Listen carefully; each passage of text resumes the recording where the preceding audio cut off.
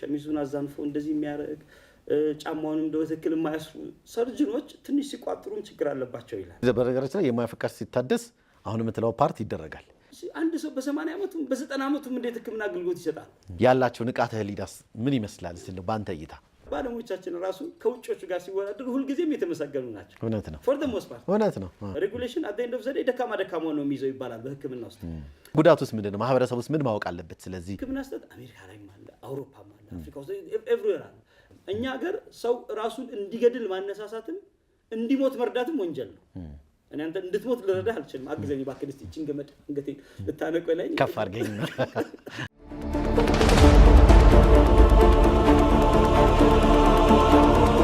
ሰላም ጤና ይስጥልን ውድ የጤና ጥበብ ፕሮግራም ተከታታዮች፣ ዘውትር በዚህ ሰዓት ወደ እናንተ የሚቀርብላችሁ ሳምንታዊው የጤና ጥበብ ፕሮግራማችን ተጀምሯል። እንደምታውቁት ጤና ጥበብ ፕሮግራማችንን ሰላም ሄልዝ ኮንሰልተንሲ ከአባይ ቴሌቪዥን ጋር በጋራ በመሆን ወደ እናንተ የሚያቀርቡት ፕሮግራም ነው። በዚህም ፕሮግራም ላይ በጤናው ዘርፍ ላይ የተለያዩ ስራዎችን እየሰሩ የሚገኙ ግለሰቦችን እንግዳ አድርገን በመጋበዝ ያላቸውን ዕውቀትና ክህሎት ወደ እናንተ የምናደርስበት ፕሮግራም ነው የጤና ጥበብ ፕሮግራማችን። ዛሬም እንደተለመደው እንግዲህ አንድ እንግዳ ይዤላችሁ ቀርቤያለሁ። ከኛ ጋር ብትቆዩ የሳምንቱ የጤና ጥበብ ቪዲዮም ሰዓቱን ጠብቆ ወደ እናንተ የሚደርስ ነው የሚሆነው። እስከ ፕሮግራማችን ፍጻሜ አብራችሁን ቆዩ።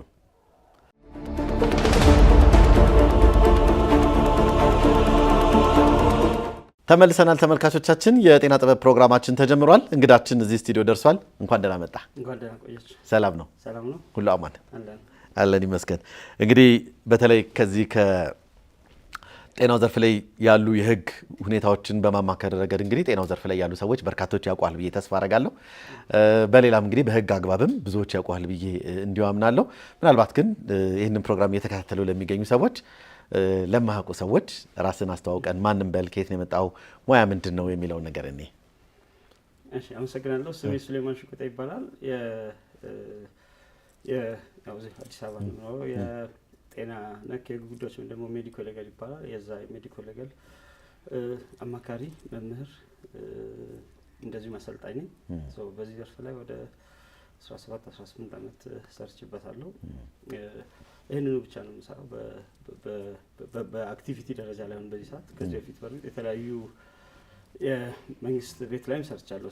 ጠቅላይ አቃቢ ህግም ከአቃቢ ህግነት ጀምሮ እስከ ዓለም አቀፍ አቃቢ ህግነት ድረስ ሰርቻለሁ። ከዛ ጤና ጥበቃ ሚኒስቴርም የህግና ጤና ነክ ጉዳዮች ዳይሬክተር ሆኜ ሚኒስትሩ አማካሪ ሆኜ የሆነ ያህል ጊዜ ሰርቻለሁ። አሁን ደግሞ ከውጭ ሆኜ ሁሉንም አንድ ላይ ያማከርኩት ነው። ኦልሞስት ከሁሉም ጋር የተለያየ አይነት የስራ ግንኙነትም አለኝ በውጭ ላይ። በዋናነት ጤና ባለሙያዎችና ጤና ተቋማትን ሰፖርት የማድረግ ስራ ነው የምሰራው። በዋናነት የጤናና ጤና ነክ ጉዳዮችን በተመለከተ እነኛውን በጣም ብዙ ላይቭ ሴሽኖችን እሰጣለሁ። በቲክቶክ ላይ በዙም ላይ አክሬዲትድ የሆኑ ስልጠናዎችም ስላሉ ሲፒዲ ይባላል፣ ኮንቲኒየስ ፕሮፌሽናል ዴቨሎፕመንት። ዩኒቨርሲቲዎች ላይ አንደር ግራጁዌት እና ፖስት ግራጁዌት ፕሮግራሞች አስተምራለሁ። ሜዲካል ዩኒቨርሲቲዎች ላይ እዚህ አዲስ አበባ ላይ ጳውሎስን ጨምሮ ብላክ ላይንን ጨምሮ ጅማ ዩኒቨርሲቲ፣ ጎንደር፣ እንደዚህ የተለያዩ ቦታዎች ላይ እየዞርኩኝ ኮርሶችን እሰጣለሁ ለባለሙያዎች። ያው ኔግሌክት የተደረገ ኤሪያ ስለሆነ ተቀባይነቱ በጣም ከፍ ያለ ነው። ባለሙያዎቹ ይወዱታል። ከዚህም በተጨማሪ እንግዲህ ተመልካቾች ሰፖርት አደርጋለሁ ስትል ጤና ተቋሞችንና ጤና ባለሙያዎችን ስትላቸው ለእነሱ ብቻ የቆምክ እንዳይመስላቸው፣ ለማህበረሰቡ በተለይ ደግሞ የጤናው ዘርፍ ላይ የክፍተት ገጥሞኛል ተበድያለሁ የሚሉ የህመምተኞች ታካሚዎች ቤተሰቦች ካሉ አይደለም እዛ ላይ መቼም ለማስመሰል እንዳይሆንብን ለማህበረሰቡ ሜዲካል ሌጋል ሰፖርት ሰርቪስ ከሰጠን አደገኛ ነው በመሰረታዊነት። ለምን መሰለህ? አሁን ልክ ለምሳሌ በኤክስፒሪየንስ አሁን በጉዞ ምክንያት ሀገር በወጣባቸው ሀገራቶች ሁኔታ ልንገርህ። ልክ አሁን ከአውቶቡስ ተራ ስትወጣ ወዴት ነው ትባላለህ። ከአውቶቡስ ተራ ሜክሲኮ መገናኛ ምናምን ቄራ ምናምን ይሉሃል። ከሆስፒታል ስትወጣ ዴቨሎፕድ በሆኑ ሀገራቶች ላይ ለምሳሌ እኔ አምስተርዳም ኤክስፒሪየንስ ነገር ይችላል። ለምን ሆስፒታል የመጣው ምንድን የተሰራልህ ይልሃል ሐኪም እኮ ነው በር ላይ ቆሞ እንደዛ ምን አይነት መድኃኒት ታዘልህ እስቲ ምናምን ይላል። ስንት ቀን ሆስፒታል የቆየው ወረቀት የሆነ ነገር እንዴ ምን ሰርጀሪ የተሰራል? አሁን ይሄ እኮ እዚህ ጋር እኮ አይሰራም፣ ይሄ እንደዚህ ነው መሆኑ፣ ይሄ እኮ በመድኃኒት ነው የሚሞክረው፣ ይሄ መድኃኒት እኮ መሀንነትን ያመጣል፣ ይሄ እኮ እይታን ያበላሻል። ፓኒክ ያስደርገዋል። ትደነግጣለህ። ህክምና ሆኖ እንደ ህክምና ይሄ ክሊኒካል ጀጅመንት የሚባል አለ። ክሊኒካል ጀጅመንት ማለት ህክምና እይታው እንዳርለም ሰዎች አሁን አንድ ቦታ ታይተው የሆነ መድኃኒት ታዞላቸው ወስደው ከዛ ሌላ ቦታ ሳይሻላቸው ቀርቶ የሆነ ቦታ ሄደው ደግሞ የሆነ ነገር ሲታዘዝላቸው ሲድምጦ እሱ ነው ጎበዝ ባለሙያ ይላል። በኤግዞስሽን ሄደኮሉ ሁለተኛው የመጀመሪያው ባለሙያ የሆነ ነገር ሞክሯል አልተሳካለትም ያንን አይደግመውማ ሌላ ነገር ነው የሚደግመው ስለዚህ ተሳካለት ድጋሚ እሱ ጋር ቢሄድ እኮ ይሄንን መጀመሪያ የተሳሳተ ነው እንላለን ግን እንደዛ አይደለም ህክምና መላምት ነው መጀመሪያ ማህበረሰቡ የማይገነዘበው ነገር እሱ ፓርት ነው እዚህ እቺ ማህበረሰቡን ይሄን አትነግረውም ገብቷል መላምት መሆኑን ሰው ልክ ዴፊኒት ሳይንስ አድርገህ ትነግረዋለህ ግን ህክምና ግን ኢምፒውር እና ኢንኮምፕሊት ሳይንስ ነው ገና ያላለቀለት የምትለው ሳይንስ ነው ስለዚህ ሰዎችን ፓኒክ ያስደርጓቸዋል አንዳንዴ ፎልስ ጋር ለብሰው በየኮሪዶሩ ላይ ይሄዱ ኦርቶፔዲክ ታካሚውን ሰርጂካል ታካሚውን ሆስፒታል ላይ በተለይ ፕሮሎንግድ ረዘም ላለ ጊዜ ተኙ ታካሚዎችን እያናገሩ የመድኃኒት ኮል ታዝል ላይ አይገባም ነበር ፕሮሲጀር ኮል ይሰራል ላይ አይገባም እያሉ ከዛ ፓወር ኦፍ አቶርኒ ይወስዳሉ የሆነች ወረቀት ያስፈርሙትና ኢንሹራንሱ ስላለ በኢንሹራንሱ ነው ሰትል የሚያደርጉት እነሱ ከዚህ አሁን ዌስቱ ማህበረሰብ ላይ እስከ 30% የሚደርሰው የህክምና ወጪ የኢንሹራንስ ወጪ ነው ለምን ባለሙያዎች በዚህ ምክንያት ከፍ ያለ ኢንሹራንስ እንዲገዙ ሆነዋል ለምን እነኚህ ሜዲካል ዲቴክቲቭስ ይባላሉ ሜዲካል ዲቴክቲቭስ የህክምና ማልፕራክቲስ አነፍናፊዎች ባለው እነኛ ይሄዱ ያነፈነፉ እያንዳንዱ ባለሙያ የሰራውን ጥፋት ወደ ክስ ያመጣሉ ወደ ህግ ያመጡታል ወደ በመድኃኒት የሚመጣውን በፕሮዳክት በማሽን የሚመጣውን በባለሙያዎች የሚመጣውን በፕሮሲጀሮች በሲስተሞች ምክንያት የሚመጣውን ኤረሮች ወደ ፊት ለፊት እያወጡት ክስ ያበዛሉ ስለዚህ ተቋማቶች አንተን ሲቀጥሩ ኢንሹራንስ ከሌላ አይቀጥሩም በቃ $1 ሚሊዮን ኢንሹራንስ ለምሳሌ ሃይ ሪስክ ሙያ ውስጥ የምትሰራ ከሆንክ ከፍ ያለ እስከ $500,000 ምናምን ኢንሹራንስ ጠይቅ ትችላለህ ፐር ይር ሃይ ሪስክ ሙያዎች ውስጥ የምትሰራ ከሆነ ሶ ያ የህክምና ወጪውን ነው የሚጨምረው እዚያው ማህበረሰቡ ሜዲካል ሊጋልን አወቀው ማለት የህክምና ወጪ ይጨምራል እዚህ አሁን ካለው እጥፍ ምናልባት በትንሹ እኮ ነው እጥፍ ሊሆን ይችላል ስለዚህ አሁን ላይ ማህበረሰቡን የምናነቃበት የምናስተምርበት ጊዜ ነው ብዬ አምናለሁ ለራሴ ጤና ባለሙያውን ጤና ተቋማቶቻችንን የምናጠናክርበት ጤና ባለሙያን አዌርነሱን ከፍ የምናደርግበት ግን ለማህበረሰቡ ደግሞ ቀስ በቀስ በሂደት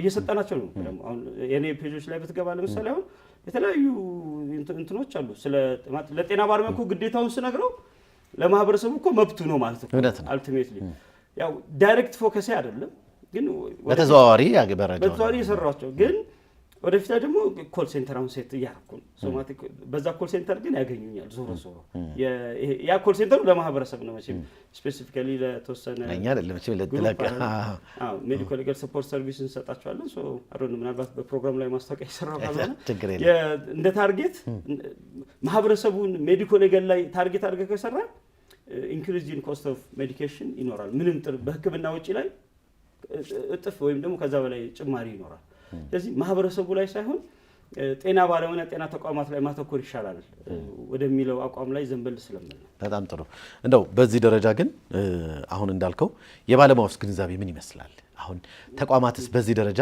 በዚህ ጉዳይ ላይ በሜዲኮ ሌጋል ኢሹ ላይ ያላቸው ንቃተ ህሊናስ ምን ይመስላል እስቲ ባንተ እይታ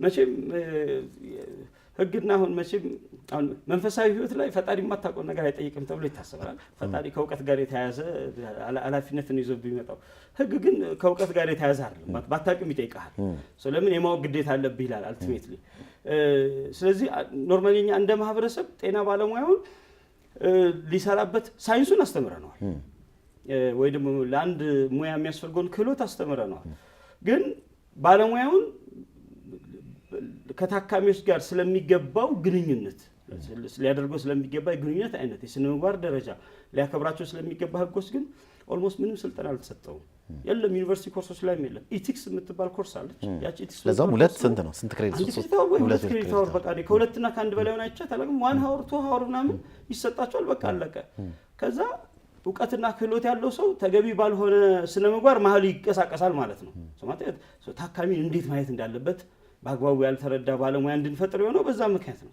እኔ ኖርማሊ እንደ ማህበረሰብ መጀመሪያውኑ ያንን አልሰጠናቸውም በዩኒቨርሲቲዎች ላይ ኮርሶቹ ዲዛይን አልተደረጉ እኔ መጀመሪያው አንድ ባለሙያ ሲባል አሁን ሌጋሊ ስፒኪንግ በህግ ላይ ተገቢ እውቀት ክህሎትና አቲቲዩድ አመለካከት ያለው ሰው ነው ተገቢ አመለካከት ሙያ አመለካከት ፕሮፌሽናል አውትሉክ ያለው ስለዚህ አንድ ሰው እውቀት ይኖራል ክህሎት ይኖራል በዛ ሙያ ውስጥ ያለ ክህሎት ይኖራል ከዛ ተገቢ አቲቲዩድ ደግሞ ሊኖረው ይገባል ከሴት ትባላለች አሁን እኛ እውቀትና ክህሎት መስጠት ላይ ብቻ ነው የተጠመርነው እንጂ ለባለሙያዎች ተገቢውን አቲቲዩድ ተገቢው ስነ ምግባር እንዲኖራቸው በዛ ሙያ ውስጥ ያለ ተገቢ ፕሮፌሽናሊዝም አሳሰብ እንዲኖራቸው አልሰራንበትም ስለዚህ ታካሚን እንዴት ነው ቪው ማድረግ ያለበት? ገላ ማለት ምን ማለት ነው? ሶማቴ የታካሚን መርዳት ማለት ምን ማለት ነው? ሶማቴ ቫልዩ ያለውን ባለሙያ በሁሉም ሁኔታዎች ውስጥ ሊረዳን ዝግጁ የሆነ በተገኘው አጋጣሚና ሁኔታ ከስራው ላይ ወደ ኋላ የሚመለስ ማለት የሙያውን ዓላማና ግብ ያልተረዳን ባለሙያ በቅርብ ጊዜ እኮ ስትራይኮችን እኮ አይተናል። እኔ ሰዎች መብቶቻቸውን የመጠየቅ መብት አላቸው አስቴላ ግሪ ግን በሰዎች ህይወት ላይ ግን ምንም መስዋዕት ግን መክፈል የለብንም። ዛት ማያርግ ሁላችንም ቢሆን እንደ ማህበረሰብ አብረን ተጠባብቀን አብረን ልኖር የምንችለው መከላከያ ሰራዊት አልሰራም ቢል ምንድነው የምንሆነው? ከባድ እኮ ነው። ስለዚህ እየከፋውም ቢሆን በሁሉም ዘርፍ ውስጥ ያለ ሰው ተቋም ስራውን የሆኑ አካላቶች ደግሞ ከሌላኛው ከፍ ያለ ሙያዊ ፕሮፌሽናል ሪስፖንሲቢሊቲ ያለባቸው ያን ፕሮፌሽናል ሪስፖንሲቢሊቲ ትሬን ስላላደረግነው እኮ ነው ስትራይክ አድርጎ ያስቸገረን እኮ ባለፈው። ማለት መብትን መጠየቅ ካከፋህ ደግሞ አማራጭ ሙያ ዘርፎች አሉ እኮ አንተ ወደ ሰው አማራጭ ወዳለበትም የህይወት ዘርፍ እኮ ሊወጣ ይችላል። ግን ያ ነገር ሊመጣ የቻለው ጤና ባለሙያ መብትና ግዴታውን በአግባቡ ስላልተረዳ ነው ብዬ አምናለሁ በግሌ። እና ያን መብትና ግዴታው ኤክስትሪሙ ምን ድረስ እንደሆነ በአቲቲዩድ ደረጃ ላይ ተገቢው ስልጠና አልተሰጠውም ባለሙያ ነው። አቲቲዩድ እኮ ኦልሞስት 60% ሰብጀክት ማተር እኮ አቲቲዩድ ላይ ማተኮር አለበት ነው የሚባለው። አንድ ሰው ባለሙያ ነው ሲባል 60% ስልጠና ሊያተኩር የሚገባው ተገቢው አቲቲዩድ እንዲኖርህ ማድረግ ላይ ነው። ለሙያ ኮሚትመንት ፍቅር እንዲኖርህ ይሄ አገልጋይ ልቦና የሚባል ነገር አለ። ያ ነገር እንዲኖርህ የምናደርግበት ነው። እና ያን ነገር አልሰጠነውም ባለሙያ ስላልሰጠነው አልሰጠንም መልሶ የሰጠነው ክህሎትና እውቀቱን ነው። ክህሎትና እውቀቱን እሱ በፈለገበት ጊዜና ሁኔታዎች ውስጥ ይሰጣል። አንተ ስትፈልገው እንደውም ከሰደብኳ ያገለግላል። እኛ ማህበረሰቡ it's very difficult ተሳድበ በርግጥ ተሰድቦ አገልግሎት የሚሰጥ ባለሙያ አለ አምናለሁ። አያግሪ እየተደባደብክም ትሰጣለህ ግን የሱ ባህሪም ግን በዛ ልክ ይቀየራል ባንተ ላይ ግንኙነቱ ግን ኢቲክስ እና ሜዲኮ ሌጋል ያንን ይላል ወይ ብትለኝ ነው አይልም። አይ ካን ሪፖርት ያረከኝን ነገር ግን ፈገግታዬ ግን ሊቀንስ ወይም ደግሞ አላል አገልግሎቱ እንዳገልግሎት ኢምፓክትድ መሆን የለበትም። መሀላችን በተከሰቱ ግንኙነቶች ምክንያት በተፈጠሩ ለምን ታካሚ የከፋው ነው መጀመሪያው ነው መች ተደስቶ ነው አንተን የሚያስደስተ ህመም ላይ እኮ ነው ያለው። ህመም ላይ ያለ ሰው ትግስት አለው። እኔ እናንተ ህመም እንኳን ሳይኖርብን በማህበራዊ አገልግሎቶች ውስጥ የተለያየ ቦታ ስንሄድ ትግስቱ አለን እንዴ? አንተ ሰዎችን ካፌ ላይ ቀጥረን እኮ ትግስት እሺ ያመመው ሰው ደግሞ ሲጀርባውን የሚቆረቆረው ሳምንት ያልተኛ ምግብ በልቶ የማያውቅ ምናምን ሰው እንዴት ትግስት አይኖረውም? ያ ሰው የመጀመሪያው ተገቢውን አቲቲዩድ ቢኖረው ነው ያንን ሰው ይታገሰው ነበር። አሁን የዛ አቲቲዩድ ክፍተት ስላለ ነው እነኛን ትግስቶች መውጣት ያልቻለውና ለባለሙያ ስላልሰጠነው ነው። ግን ደግሞ ጥሩ ነገሩ ምንድነው? ባለሙያው ደግሞ ይሰማል።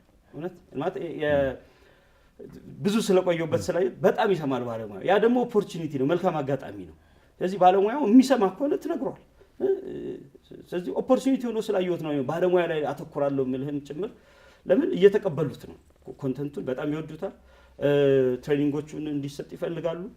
ኮርሱንም ደግሞ እንደ ኮርስ ይሰጥ በጣም በአቴንሽን ይከታተሉታል። በተቋም ደረጃ ላይ ስልጠና ሲሰጥ በጣም ሜዲኮ ሊጋልን አሁን ለምሳሌ ቁጭ ብሎ መብትና ግዴታውን ለማወቅ ኤክስትሪምስ ኦፍ ስታንዳርድ ኦፍ ኬር ይባላል። አሁን ስታንዳርድ ኦፍ ኬር ይባላል ለታካሚ የሚሰጠው እንክብካቤ ደረጃ ዲፋይን የሚደረገው ሞር በህግ ደረጃ ላይ ነው በተለያዩ ሰርከምስተንስ ውስጥ። ያንን በትክክል ካወቀው በኋላ ለመተግበር ያለው ፈቃደኝነት እኔ ጥሩ ነው አግኝቻለሁ በግሌ ተነሳሽነቱ እና ያንን ሬጉሌሽንን እንደ አንድ ፎርም ከመጠቀም አንፃር ትንሽ እንደ ማህበረሰብ ክፍተት ስላለ ጥሩ። ወደ ፔሸንት ሴፍቲ እስቲ እንምጣ። የህመምተኞች ደህንነት ፔሸንት ሴፍቲ እንግዲህ ትልቁ በሀገራችን ጤና ሚኒስቴርም ብለው ሌሎች ጤናው ዘርፍ ላይ የጤናው ሴክተር ላይ ያሉ ተቋማት በዋናነት ሊተገብሩት የሚገባ እየሰሩ እንግዲህ በራሳቸው ደረጃ እየሰሩበት ያለበት ሁኔታ አለ። እንደው የፔሸንት ሴፍቲ ከህግ አንፃር እንዴት ይታያል? ሀገራችን ላይ ያለው ደረጃ ምን ይመስላል የሚለው ነገር እንደ ቃሉ ነው ወይ ተግባሩስ የሚለው ነገር እንየው። እኛ ሀገር ሴፍቲ የተባሉ ነገሮች በሙሉ ተጥለዋል። በሴፍቲ ደረጃ ላይ አይደል ነው ሜይ ቢ አሁን ስለ ፋየርም ሴፍቲ ልታወራ ትችላለህ፣ ስለ ትራፊክ ሮድ ሴፍቲ ማለት ይሄ ጽንሰ ሀሳቡ እንደ ጽንሰ ሀሳብ ሴፍቲ ሁሉም ነገር የሚጀምረው በሰው ልጅ አይምሮ ውስጥ ነው የሚጀምረው። ሁሉም ነገር ደህንነት የሚባለው ነገር በሰው ልጅ አይምሮ ውስጥ ሊጀምር የሚገባ ነገር ነው።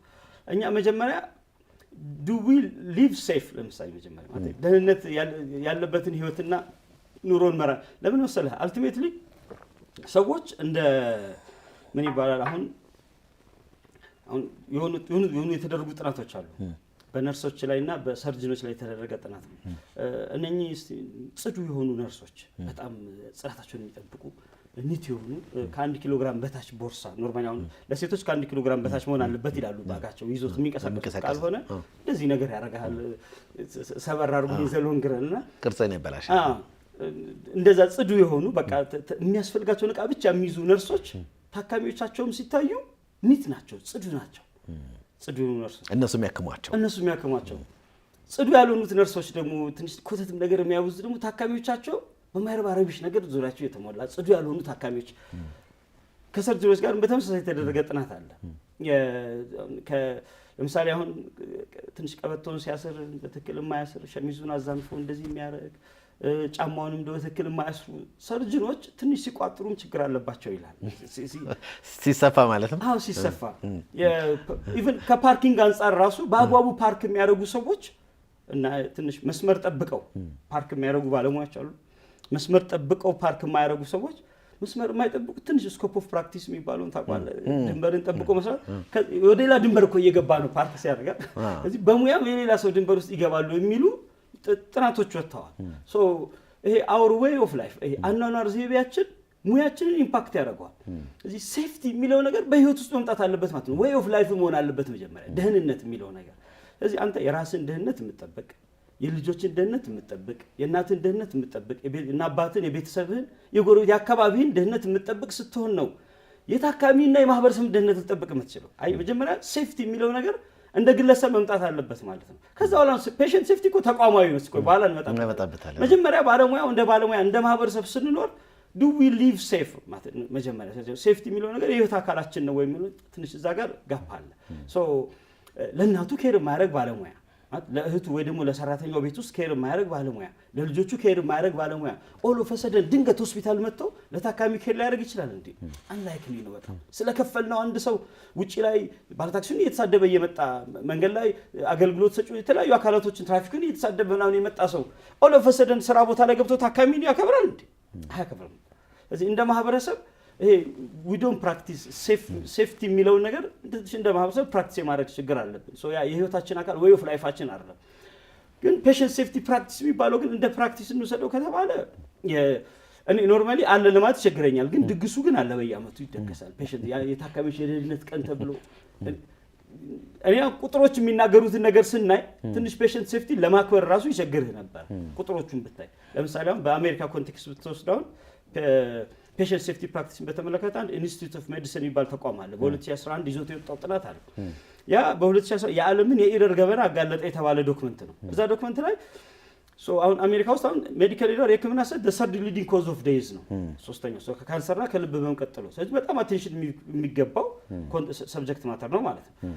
አሜሪካ ውስጥ በህክምና ሰት ምክንያት የሚሞቱ ሰዎች ቁጥራቸው ሲጠና በአሜሪካ በአንደኛውም በሁለተኛው ዓለም ጦርነትና ሌሎች በህይወቷ በሙሉ ልበሉ አሜሪካ 300 ዓመት ሆኗታል። ኩዲ መጀነኛ እኮ 3000 ፕላስ ዓመት እኮ ኖረናል። በጣም የኛ ታናሽ ናቸው። በዚህ ሁሉ ጊዜያቶች በተሳተፉባቸው ጦርነቶች ላይ ከሞቱባት ሰዎች ቁጥርና በህክምና ስህተት ከሞቱት ቁጥር የሚበልጠው በህክምና ስህተት የሞቱ ሰዎች ቁጥር ነው። በአመት 200 ምናምን ሺህ ሰው በህክምና ስህተት ይሞታል አሜሪካ ውስጥ። አሜሪካ ውስጥ ጦር ሜዳ ከመሄድና ሆስፒታል ከመሄድ ጦር ሜዳ መሄድ ይሻላል ነው። you are more safe በህይወት ትመለሳለህ። አደባባይ ያለ ነገር ማንም ሰው ገብቶ ሊያነበው ይችላል። ኢንስቲትዩት ኦፍ ሜዲሲን ብሎ ያንን ጥናት ሊያየው ይችላል። ሚሊተሪያቸው ሞስት አድቫንስድ ነው በጣም ህክምናውና ሚሊተሪ ነው ሞር ያደገው። ስለዚህ ፕራክቲሱ እዛ ጋር የተሻለ ስለሆነ የተሻለ ውጤት አምጥተውበታል። አሁን እንደ ማህበረሰብ ብትወስዳቸው ሜዲካል ኢረሩ ህክምና ስህተቱ በየዓመቱ የሚገላቸው የሰዎች ቁጥር ብዛት ቢሾፍቱ ላይ የወደቀው ፕሌን የኛ አይነት ቦይንጉ ፕሌን 7 አይነት ብለው በየቀኑ 6 ቢገለበጥ ከሚያመጣው ተጽዕኖ ጋር እኩል ነው። የህክምና ስህተቱ የአሜሪካ ህዝብ ላይ የሚፈጥረው በርደን በየቀኑ 6 ፕሌን ቢገለበጥ ከሚያመጣው ተጽዕኖ ጋር እኩል ነው። ስለዚህ አሁን በየዓመቱ አሁን ወደ 6000 ምናምን ሰው በማይነበብ እጅ ጽሁፍ ምክንያት ብቻ ይሞታል። ዝም ብለህ አሁን በየዓመቱ ያለውን የሜዲካል ኢረር ሬቱ ሲያሰሉት አንድ ፖስታ ቤት 15000 መልእክቶችን በየሰከንዱ ለማይመለከታቸው ሰዎች ቢያደርስ ስራውን እየሰራ ነው ይባላል። ሙሉ አመቱን በየሰከንዱ 15000 ፖስታዎችን ለማይመለከታቸው ሰዎች እየሰጠ ቢኖር ስራውን እየሰራ ነው የተቋም። የህክምና ስህተቱ ይሄን ያህል ነው ይላሉ እነሱ እዛ። ስለዚህ አሁን አሜሪካ መሆን ፔሸንት ሴፍቲ ብላ ብታከብር ብለህ አስበው በዚህ ሁሉ ቁጥሮች ውስጥ። እሺ ኢትዮጵያ ደግሞ በምን ኖርማሊ ፔሸንት ሴፍቲ ራሱ ብለን በእርግጥ ነው ፔሸንት ሴፍቲ ማክበሩን እየጠላው አይደለም። ግን ፔሸንት ሴፍቲ ግን አንድ ራሱን የቻለ ተቋም ይፈልጋል። ትልቅ ተቋም የሚጠን ጥናት የሚያደርግ ኢረሮችን የሚለይ የሚተነትን ሪስኮችን ሚኒማይዝ የሚያደርግ ከፕሮሲጀሮች የሚመጣ ከመድኃኒት ጋር ተያይዞ የሚመጣ ከመሳሪያ ጋር የሚመጣ ችግሮችን የሚለይልን ማለት ሁሉ ነገር ህዝቡ ላይ እየሞከርናል። የሆነ ጊዜ በቃ አቁሙት የምንለው ይሄን ነገር ሴፍ አይደለም ይባላል እኮ መጀመሪያውኑ ሴፍ መሆኑን በተሻለ ባለሙያዎችና ተቋም ተደግፈ ብትሰራ ለማህበረሰቡ ሴፍ የሆነ ነገር ታመጣ ትችላለህ። ግን እኔ ኖርማሊ ፔሸንት ሴፍቲ ፕራክቲስ በግል ያለ ብያለሁ ነው ኢትዮጵያ ውስጥ ማለት ወሬውን ሊኖር ይችላል። በአመት ውስጥ ትንሽ ጊዜ የምትሰማው ነገር ፔሸንት ሴፍቲ ነው ኢትዮጵያ ውስጥ። ልክ ስትከበር ብቻ ነው ፕሮግራሟን የምትሰማት። የሆነ ፔሸንት ሴፍቲ ዘንድሮ ተከበረ ይባላል እዚህ ቦታ ላይ እንዴ! ይሄ ነገር እኮ ተደጋጋሚና ረዘም ያለ አክቲቪቲ ማለት የረጅም ጊዜ አክሽንን የሚፈልግ ነገር ነው። ጥናቶችን መያዝ ዳታዎች እንደ ኢትዮጵያ ለምሳሌ አሁን የህክምና ኢረር ሬት ምን ያህል ነው ብትለኝ የለም መረጃውን አታገኘውም ፈልገህ። ስለዚህ ፔሸንት ሴፍቲ ፕራክቲስን እኮ ልታመጣ የምትችለው አደጋዎቹን አስቀድመህ ስትለያቸው ነው መጀመሪያ። ስለዚህ እነኛን አናላይዝ የሚያደርግ መጀመሪያ የሚለይ ከዛ እነኛን አናላይዝ የሚያደርግ ከዛ ሪስኮችን ወይ አቮይድ የሚያደርግ ወይ ደግሞ ሴፍቲ ፕሮሲጀሮችን ወደ ጠረጴዛው ላይ የሚያመጣ ሲስተም ሳይክል ነገር ነው እኮ ነው። ያንን ሳይክል ራሱን ችሎ የሚሰራው ባለሙያ ይፈልጋል። ስለዚህ አሁን ዝም ብለው አንዳንድ ዘርፎች ላይ ብነግርህ ለምሳሌ አሁን ሜዲኬሽን ኢረር ኢን ኢትዮጵያ በሚል ላይ ለምሳሌ የሆኑ ጥናቶች አሉ። ሜዲኬሽን ኢረርን በተመለከተ አሁን በፔዲያትሪክስ ለምሳሌ በህፃናት ዘርፍ ብቻ ልንገርህ። አሁን በህፃናት ዘርፍ ላይ ጅማ ዩኒቨርሲቲ የሰራው ጥናት ነው። ገብተህ ልታየው ትችላለህ። 89.9% ለህፃናቶች የተሰጠ መድኃኒት ላይ ሜዲኬሽን ኢረር አለ ይላል። 89.9% ኦልሞስት 90 አይሲዩ ውስጥ ያለ የኢረር ሬት አሁን ይሄም ጅማ ዩኒቨርሲቲ ላይ የተሰራ ነው። አይሲዩ ውስጥ ያለ ኢረር ሬት 50 ነጥብ ምናምን 58 ነጥብ ምናምን እንደዛ ይተኛል። እሱም ትልቅ ቁጥር ነው በራሱ። ሜዲኬሽን ኢረር ሬት ሲባል በቀጥታ የሚገልህ ላይሆን ይችላል። አሁን ከፍሪኩዌንሲ አንፃር ከዶዝ አንፃር ወይም ደግሞ ከሩት አንፃር ብዙ አስፔክቶች ይኖራሉ። ከሚሰጥህ ሩት ማለት አንዳንዱ በደም ስር ነው፣ አንዳንዱ በአይቪ የሚሰጥ ነው፣ አንዳንዱ በታፋ የሚሰጥ፣ አንዳንዱ በአፍ አፍንጫ ኢቶል ዲፔንድስ እንግዲህ እንደ መድኃኒቱ አይነት። አንዳንዱ የፍሪኩዌንሲ ጉዳይ ምን ያህል ጊዜ ይውሰድ በቀን ውስጥ በየምን ያህል ሰዓቱ ይውሰድ። አንዳንዱ ኦኖቶራይዝድ የሆኑ ድረጎች አሉ። አንዳንዱ ደግሞ ለረጅም ጊዜ ያልተገባ ያህል ጊዜ ለ5 ቀን መውሰድ ያለብህ ለ10 ቀን ምናምን የመስጠት አሁን በተለይ ጀንታማይሲን የሚባል መድኃኒት አለ። ከሱ ጋር በተያያዘ ደግሞ ብዙ ባለሙያዎች በጣም ይሳሳቱበታል ተብሎ የተለየ መድኃኒት ነው። አሁን የአይሲዩ ኢረር ሬት አሁን ተብሎ የቀረበው እኮ ከ50% በላይ ሜዲኬሽን አድሚኒስትሬሽን ኢረር ሬት አለ ብሎ የሚወጣው ሪፖርት እኮ አስደንጋጭ እኮ ነው። አር ዊ ኪሊንግ ኦር ኪሪንግ ያከምን ነው ያዳን ነው። እነኛ አሁን ቁንጽል ጥናቶች ናቸው። ተማሪዎች ለመመረቂያ ጽሁፎቻቸው የሰሯቸው ዶክመንትን ቻርትን መሰረት ያደረጉ ናቸው። ኤኒባዲ ኦንላይን ላይ ገብቶ ሊያያቸው ይችላል። እኔም ኦንላይን ላይ ያሉ መረጃዎችን እየጠቀስኩ ያለሁት። ስለዚህ ኖርማሊ ዝም ብለን ኢቲክስ ኮሚቴ ላይ ያለውን የኬዝ ሎድ ብቻ አይተን ኢትዮጵያ ውስጥ ፔሸንት ሴፍቲ ፕራክቲስ አለ እንዴ? አሜሪካ ውስጥ እኮ በየአመቱ 10,000 ሐኪም ይከነሳል። በአማካይ እኮ ነው በአማካይ 10,000 ሐኪም ይከሰሳል እኮ። ኦልሞስት ኢትዮጵያ ያላትን ሐኪም ያለ ልትለው ትችላለህ እኮ ማለት የሚከሰሰው ይባል። ለምን ዲቴክቲቮቹ ብዙ ናቸው ማለት ዲቴክተሮቹ አሉ በየቦታው ላይ ካሜራ እንግዲህ ካሜራ ባልልህም ሜዲካል ዲቴክቲቮቹ በየቦታው አፍጦ ነው የሚያዩ። በቃ እያንዳንዱ ፕሮሲጀር እያንዳንዱ የምትሰራው ነገር ስክሩቲናይዝ ስለሚደረግ እንደውም ምን ይላሉ ባለሙያዎች የመጨረሻ ይሁንና the truth will never come out of the OR ይላሉ እኮ ራሳቸው እንዳባባሉ። እውነት ከOR አይወጣም ይላሉ። will never come out አይወጣም። እውነት ከቀዶ ጥገና ክፍል ውስጥ እውነት በተአምር አይወጣም ይላሉ። አልቲሜትሊ በትረስት ላይ የተሞላ ግንኙነት ነው ያለን፣ በመተማመን ላይ የተሞላ ግንኙነት ነው ያለን። ስለዚህ እኔ ኖርማሊ እንደ ማህበረሰብ ያለንበት የፔሸንት ሴፍቲ ግሬድ ትንሽ በጣም ሎው ብለን የምንይዘው ነው እንደ ማህበረሰብ። እንደ መንግስትም ደግሞ ይህንን ነገር ሞር ስፔሻላይዝ አድርጎ ይህን ነገር አቴንሽን ሰጥቶ የሚሰራ ተቋም ከማቋቋም አንጻርም ችግር አለብን። ይሄኛው ባለቤቱ ራሱ ኖርማሊ አዶ ነው ፔሸንት ሴፍቲ በተመለከተ ኦነሩ ራሱ ማን ነው ብትል የግራ ነው ማለት አዶ ነው። በዳይሬክቶሬት ደረጃ ራሱ ፔሸንት ሴፍቲ ዳይሬክቶሬት አዶ ነው ሜቢ ክሊኒካል ምናምን የሆነ ዘርፍ ውስጥ ልትወረውረው ትችላለህ ሄደ ግን እንደ ባለቤት ግን ኢቭን በተቋማቶች ውስጥ ራሱ አሁን በሆስፒታሎች ውስጥ ብትሄድ ፔሸንት ሴፍቲ የማጀንዳ ነው ብትል አሉ ነው ፈልገው የሆነች ኳሊቲ ዳይሬክቶሬት ምናምን ሊሰጡ ይችላሉ። በቃ ኳሊቲ ነው የሚሰራው ወይ የሆነ ክሊኒካል ዘርፍ የሆነ ባለሙያ ነው የሚሰራው ይሉሃል እንጂ ራሱን የቻለ ባለሙያ ራሱን የቻለ ተቋም ከመዘርጋት አንፃር አይ ቲንክ ትልቅ ክፍተት እንዳለብን ነው የሚሰማኝ። ወደ ሕክምና ስህተት ደግሞ እስቲ እንምጣና ብዙ ሰዎች እንግዲህ በርካታ ጥያቄዎችን ያው ማህበረሰቡ የሚያነሳቸው ጥያቄዎች አሉ። ሆስፒታል የትኛውንም ህመምተኛ ይዘው ሄዶ አእምሮ ላይ የምትኮረኮረው ነገር ትኖራለች። አንዳንዴ ይሄ እኮ የኔ አባት የኔ እናት የልጄ እንዲህ ሞተው እኮ በእንደዚህ አይነት ምክንያት ነው ብለው የተለያዩ ጥያቄዎችን ሲያነሱ ትሰማለህ። ያው አንተም እዛው ዘርፍ ላይ ስላለ በጣም ትረዳዋለህ። ከዛ ደግሞ የሚያነሱት ሀሳብ ምንድን ነው? ቅሬታቸውን ማቅረቡን አቀረብን። ካቀረብን በኋላ ግን ጉዳያችንን መርምሮ ምላሽ የሚሰጠን አካል ማን ነው ብለው ደግሞ ጥያቄ ያነሳሉ። ምንድነው እነሱ የሚያነሱት? እዚህ ጋር በጣም እንድታነሳልኝ የፈለግኩት ምንድነው ይሄንን የሚከታተል አንድ ኮሚቴ ወይም ይኖራል እዛው ተቋም ላይ ወይም ደግሞ ያው ከፍታ ላይ ያለ ተቋም ላይ ማለት ነው። በሴክተር ደረጃ በሚኒስትርም ደረጃ ሊሆን ይችላል፣ በቢሮ ደረጃም ሊሆን ይችላል፣ እንደ ባለስልጣንም በዛ ደረጃ ሊሆን ይችላል። ህመምተኞቹ ማህበረሰቡ የሚያነሱት ጥያቄ ግን ጉዳያችንን እንዴት አጣሪ ኮሚቴ ተብሎ ግብረ ኃይል ተብሎ በምን አይነት ሁኔታ ነው እነሱ ይሄንን ሊመሩት የሚችሉት የሚል ምላሻቸው ላይ የሚኖረው ተአማኝነት ላይ በጣም ብዙ ጥያቄዎችን ሲያነሱ ትሰማለህ ማለት ነው። እነሱ ይሄንን የሚያጣሩ ሰዎች አቅም ሳላቸው ወይ እውቀቱ ሳላቸው ወይ ብለው የሚያነሱበት ሁኔታ አለ። እንደው በትክክል በአንተ እይታ የትኛው ተቋም ነው እነዚህን ጉዳዮች መምራት አለበት ብለህ የምታስበው? ያው መጀመሪያ እኮ አንድ ነገር አላማው ኢንቨስቲጌት ማድረግ ከሆነ አንድ ነገር የመመርመር ሂደቶችን የሚያልፍ ከሆነና ከዛ ፋይናል ቨርዲክት ውሳኔ ማስተላለፍ ሂደት ፕሮሰስ ያለበት ነገር በሙሉ ገለልተኛ በሆነ ወገን ነው መሰራት ያለበት። አሁን እኔ እናንተን ኢንተርቪው አሁን ኢቫሉዌት የሚያደርግ ሰው ምን ያህል ኢፌክቲቭ ነው ይሄ ኢንተርቪው የሚለው ነገር ወይ ደግሞ እንደ ሚዲያ ፕሮቶኮል አሟልቶ ነው የተሰራው ወይ ዋቴቨር የሚለው ነገር ማወቅ ቢያስፈልግ እኮ እኔና አንተ ጠላት ያልሆነ የዚህ ሚዲያ ቻናል የዚህ ተቋም ጋር ችግር የሌለበት ወገን ገለልተኛ ወገን እኮ ማጣራት ያለበት የትኛውም ፋይናል ቨርዲክት ያለው ነገር ምርመራ ያለው ነገር በገለልተኛ ወገን ነው መሰራት ያለበት። እኛ አሁን እንደ ማህበረሰብ በየቦታው ላይ ኢቲካል ኮሚቴ ብለን የሰየምናቸው በራሳቸው ገለልተኛ ናቸው። እስቲ የመጀመሪያ ጥያቄ ላንሳለ። ለምሳሌ አሁን ስነምግባር ኮሚቴዎች ውስጥ ብትወስድ አሁን ከጥቁር አንበሳ እስከ 7 እስከ 8 እንደዚህ ምናምን አሁን አባላቶች ይኖራሉ። ለምሳሌ ነው አልቲሜትሊ አሁን ከጥቁር አንበሳ ሰው አይከሰስም ማለት ነው። ከጥቁር አንበሳ ባለሙያ አይከሰስም ከጥቁር አንበሳ ወይ ደግሞ ቅሬታ የሚያቀርብ ታካሚ አይኖርም? ይኖራል ኦብቪየስሊ። ስለዚህ 6 7 8 ሰዎች ለምሳሌ ከጥቁር አንበሳ አባል በሆኑበት ኤቲካል ኮሚቴ ውስጥ እንዴት ነው ፍትሃዊ ስራ የምትጠብቀው? ለምሳሌ ነው እነኛ ሰዎች እኮ እኔ ኖርማሊ የእንትን ጉዳይ መጀመሪያ አገልግሎት መስጠትና አገልግሎትን መቆጣጠር የሚለው ነገር ያስል። አሁን ለምሳሌ የፌደራል ኢቲክስ ኮሚቴ እንደ ፌደራል ኢቲክስ ኮሚቴነቱ ከዚህ በፊት ኤፍዲኤ ስር ነበረ።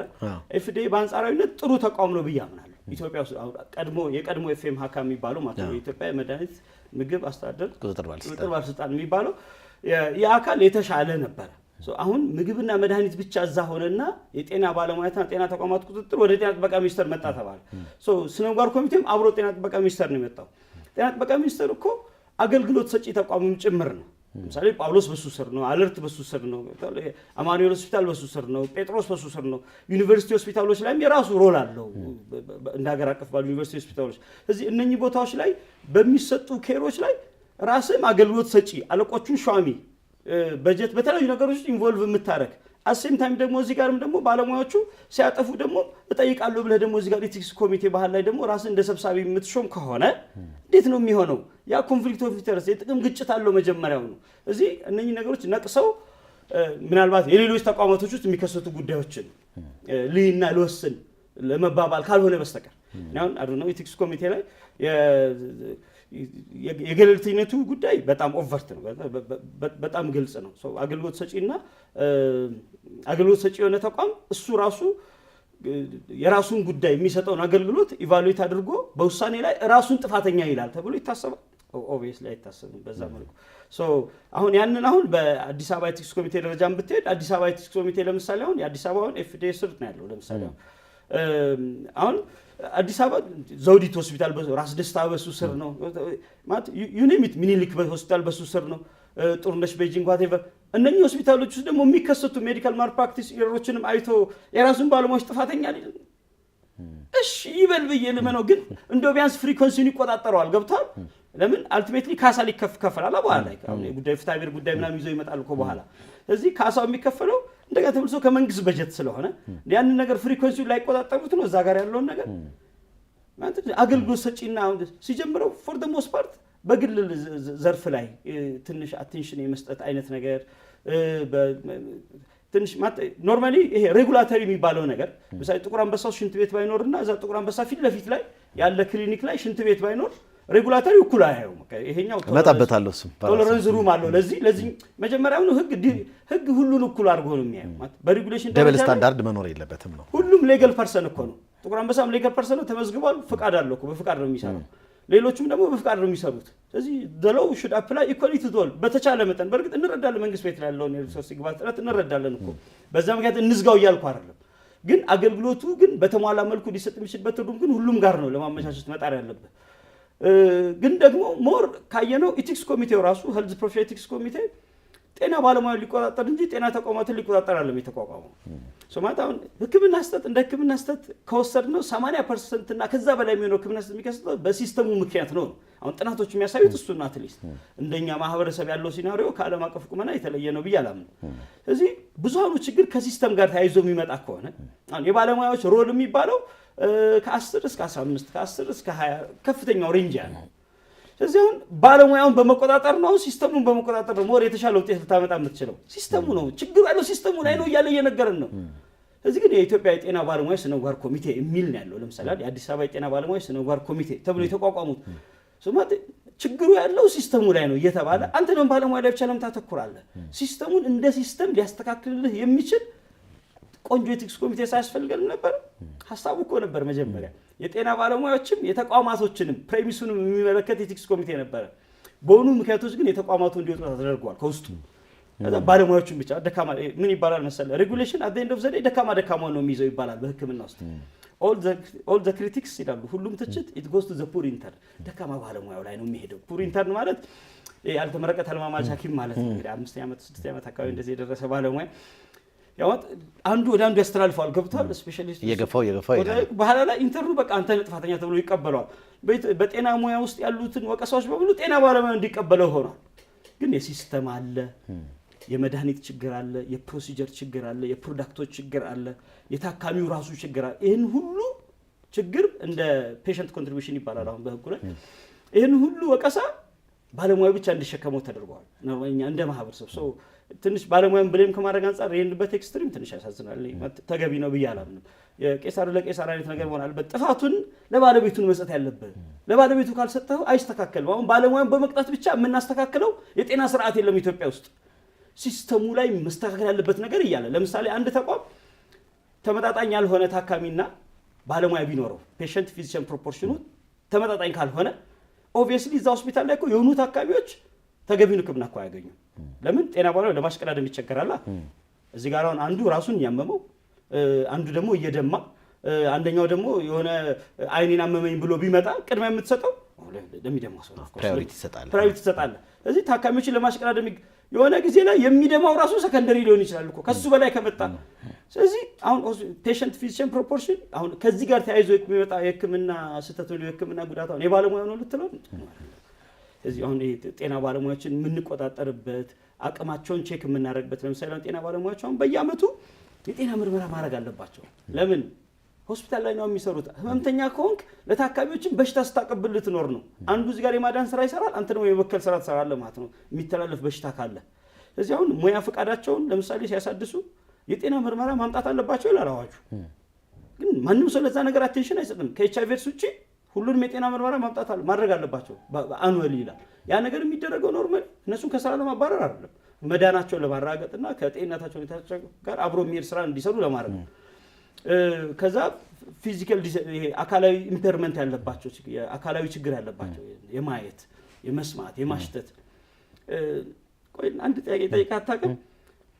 ጤና ባለሙያዎች እንደውም እኮ እድሜያቸው ከፍ ሲል እኮ ተቀባይነታቸው ከፍ እያለ ይሄዳል አይደል? ልምድ እየያዙ ነው የመጡት በል። አንድ ሰው በ80 ዓመቱም በ90 ዓመቱም እንዴት ህክምና አገልግሎት ይሰጣል? እየሰጠም እኮ ነው እንደ ማህበረሰብ።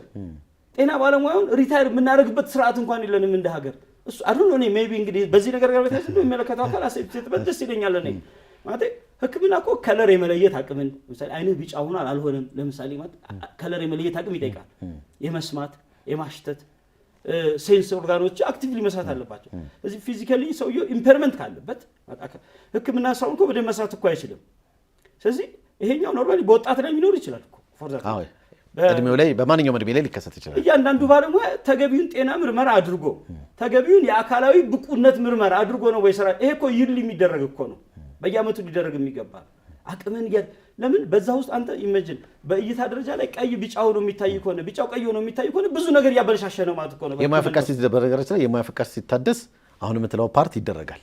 በየሜዲካል አምጥተው ባለሙያዎች ሜዲካል ሰርቲፊኬት ይዘው መተው ነው የሚታደሰው። ምናልባት ግን አሁን የእድሜዋ ፓርት ላይ እንግዲህ ሌላ እንግዳ የሚመለከተው አካል ይዘን አምጥተን በሌላ ቀን እንመለስበታለን። ተመልካቾቻችን የተከታተላችሁ የምትገኙት ሳምንታዊው የጤና ጥበብ ፕሮግራማችንን ነው። ፕሮግራማችን አላበቃም፣ አብራችሁን ቆዩ።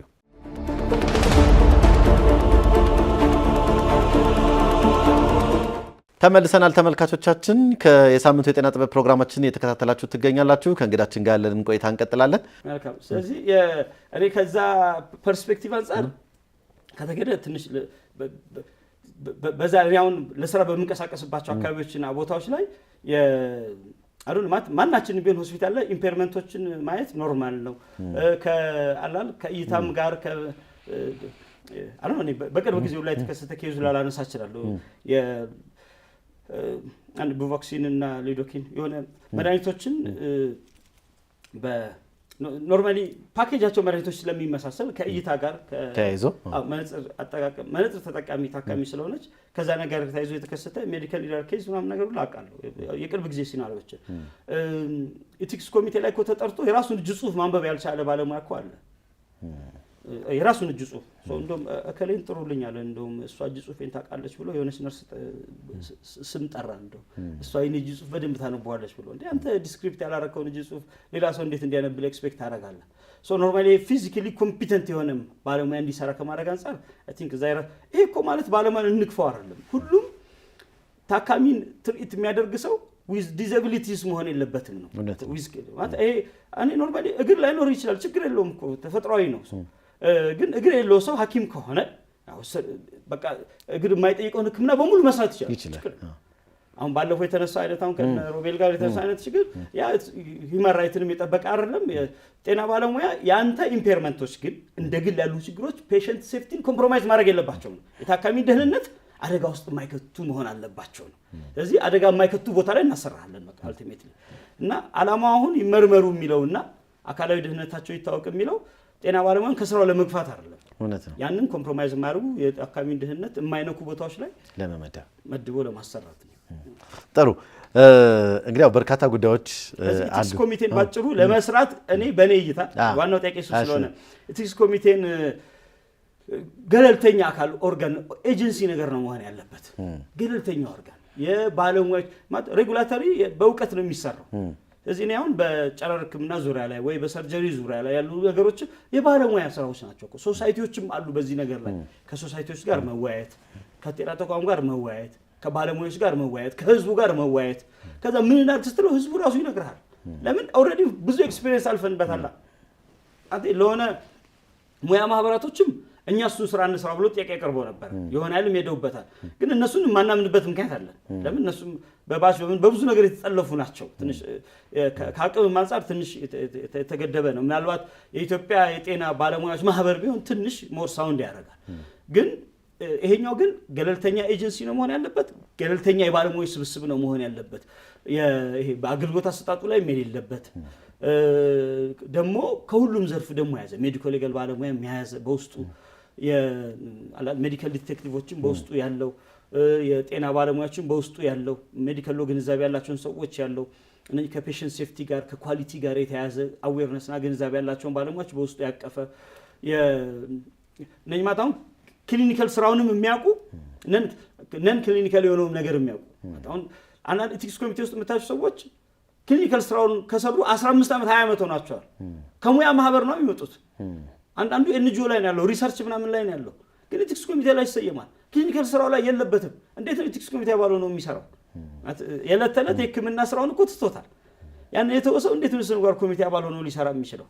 ስለዚህ ከዛ ፐርስፔክቲቭ አንፃር እነኛ ጋፖች ናቸው ብዬ አምናለሁ። ስለዚህ አንድ ገለልተኛ የሆነ ኤጀንሲ ነገር ሊኖር ይገባል። ኖት ሜዲካል ሌጋል ፔሸንት ሴፍቲንም አብሮ ጨምሮ ሊሰራው ይችላል። ፎር ዛት ማተር አንድ ላይ ማድረግ ይችላል።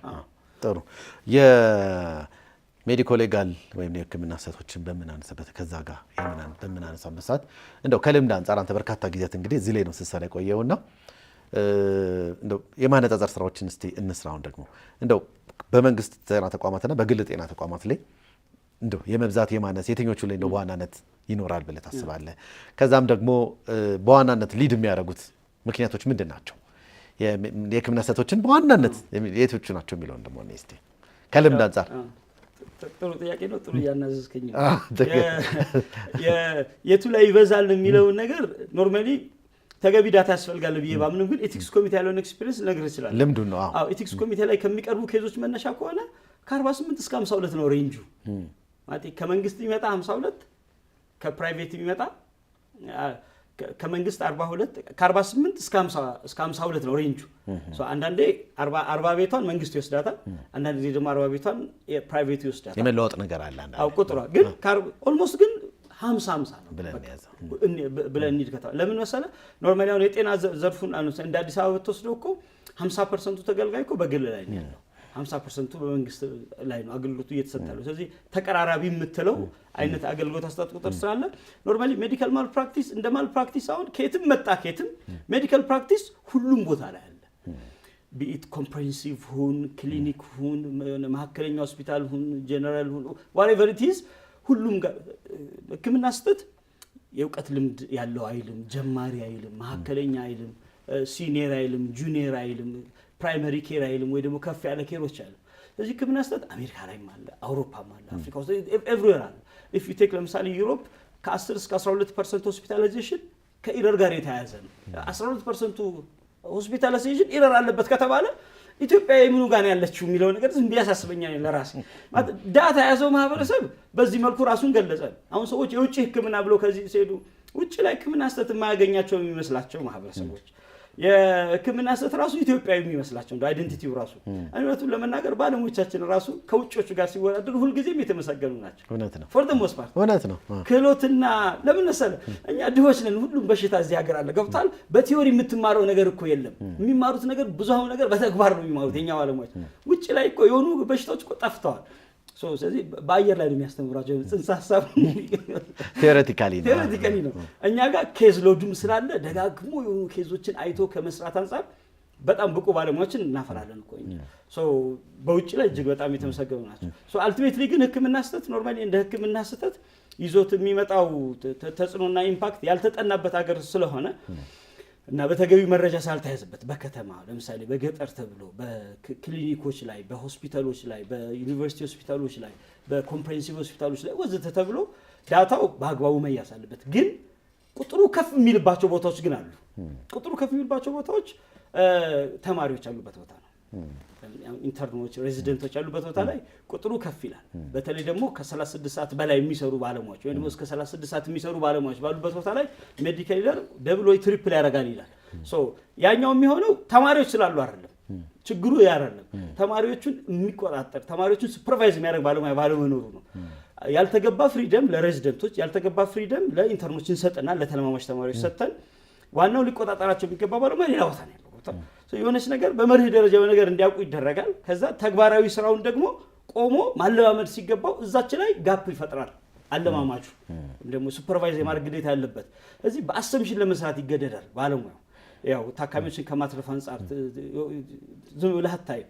በዛ መሀል የሚከሰቱ ኢረሮች እኛ ሀገር ቁጥራቸው ትንሽ ከፍ ያለ ቁጥር ያኛው የሚመጣው ሜርሊ ሰዎች አሁን በዚህ ምክንያት አሁን የተማሪዎችን ሕክምና እምቢ እንዳይሉ ነው።